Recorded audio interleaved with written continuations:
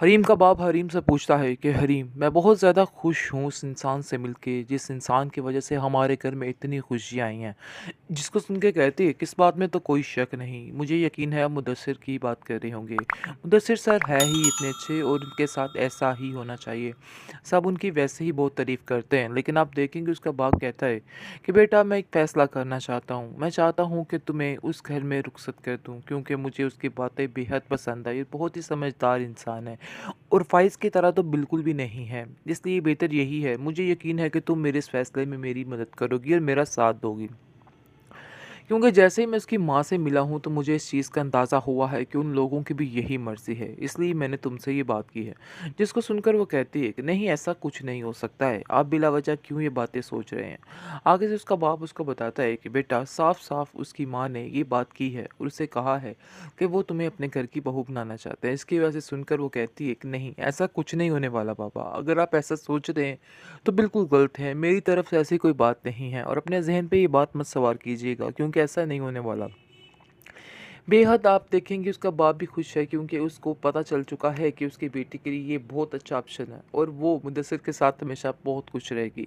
लेकिन जैसे ही वो अपने घर में देखता है कि ये लोग कब यहाँ से जाएंगे और कब यहाँ से इन्हें छुटकारा मिलेगा, तो इस चीज़ को देख के वो परेशान होता है और चाहता है कि बस जितनी जल्दी हो सके ये लोग यहाँ से चले जाएं, क्योंकि वो जानता है कि जैसे ही हरीम इन लोगों को देखती है तो उसके पुराने ज़ख्म ताज़ा हो जाते हैं और फिर दोबारा से वैसे ही परेशान हो जाती है। इसलिए उसका बाप चाहता है कि ये लोग यहाँ से चले जाएँ।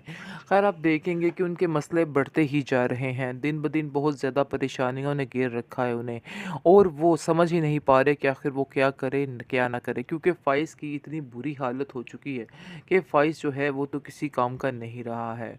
जो अकड़, जो गुरूर उसमें आ चुका था, वो उसका गुरूर टूट चुका है। ख़ास तौर पर उसकी माँ का, जो हरीम को इतनी बातें सुनाती थी और अब हरीम की बातें ही, यानी कि हरीम के पीछे ही लगी हुई है और हरीम के अलावा उसको कोई सही लगता ही नहीं है। अब उसे माफ़ी तलाफ़ी भी करना शुरू हो गई है।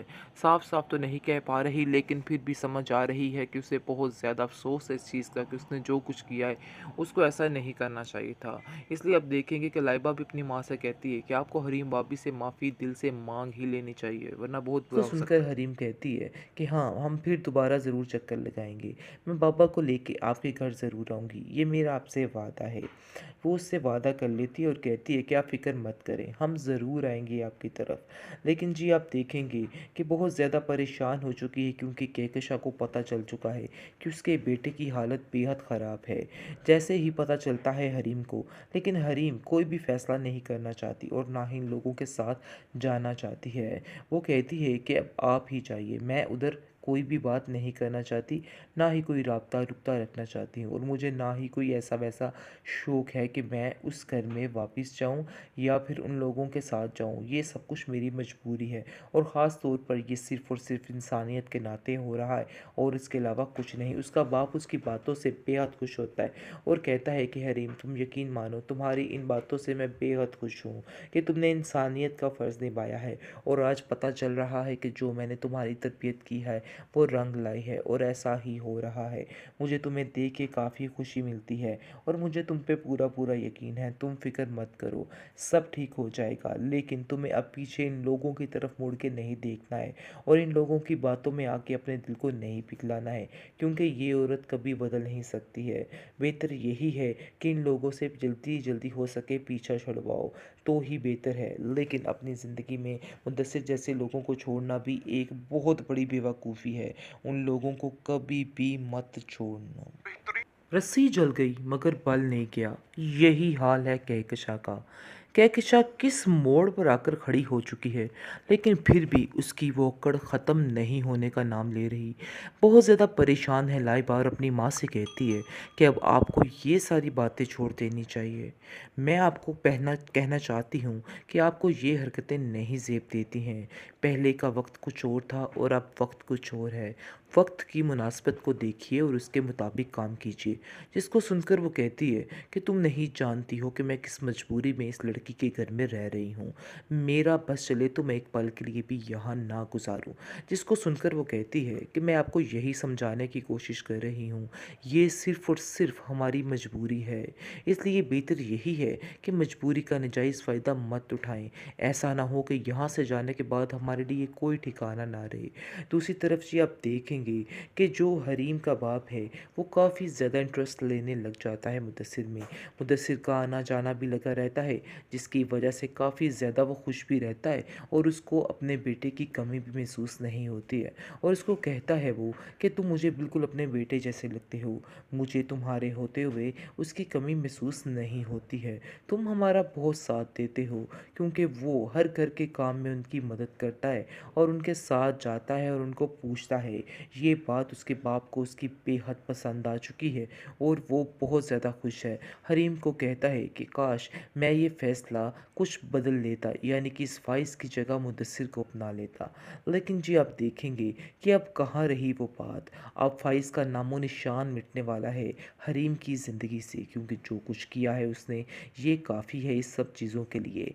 दूसरी तरफ आप देखेंगे कि बहुत ज़्यादा फ़ोर्स करने लग जाता है मुदस्सिर, ये उसका हरीम का बाप, और कहता है कि बस अब आपको एक काम करना है कि अपनी माँ को इधर लेके आना है, जिनकी आप इतनी तारीफ़ें कर रहे हैं और जो हरीम के इतने फ़ैन हैं, हरीम से इतना प्यार करते हैं, मैं उनसे मिलना चाहता हूँ।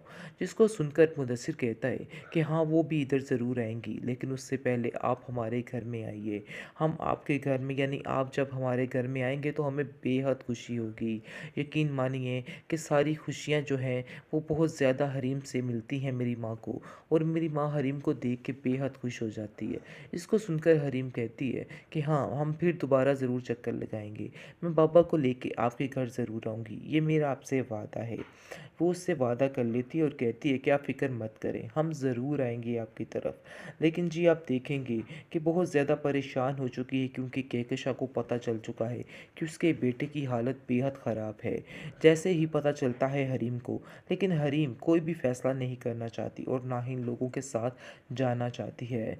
वो कहती है कि अब आप ही जाइए, मैं उधर कोई भी बात नहीं करना चाहती, ना ही कोई राब्ता-रुब्ता रखना चाहती हूँ, और मुझे ना ही कोई ऐसा-वैसा शौक है कि मैं उस घर में वापस जाऊँ या फिर उन लोगों के साथ जाऊँ। ये सब कुछ मेरी मजबूरी है, और ख़ास तौर पर ये सिर्फ़ और सिर्फ़ इंसानियत के नाते हो रहा है और इसके अलावा कुछ नहीं। उसका बाप उसकी बातों से बेहद खुश होता है और कहता है कि हरीम, तुम यकीन मानो, तुम्हारी इन बातों से मैं बेहद खुश हूँ कि तुमने इंसानियत का फ़र्ज़ निभाया है, और आज पता चल रहा है कि जो मैंने तुम्हारी तरबियत की है वो रंग लाई है, और ऐसा ही हो रहा है। मुझे तुम्हें देख के काफ़ी खुशी मिलती है और मुझे तुम पे पूरा यकीन है। तुम फ़िक्र मत करो, सब ठीक हो जाएगा। लेकिन तुम्हें अब पीछे इन लोगों की तरफ मुड़ के नहीं देखना है और इन लोगों की बातों में आके अपने दिल को नहीं पिघलाना है, क्योंकि ये औरत कभी बदल नहीं सकती है। बेहतर यही है कि इन लोगों से जल्दी हो सके पीछा छुड़वाओ, तो ही बेहतर है। लेकिन अपनी ज़िंदगी में मुद्दस्सिर जैसे लोगों को छोड़ना भी एक बहुत बड़ी बेवकूफ़ी है। उन लोगों को कभी भी मत छोड़ना।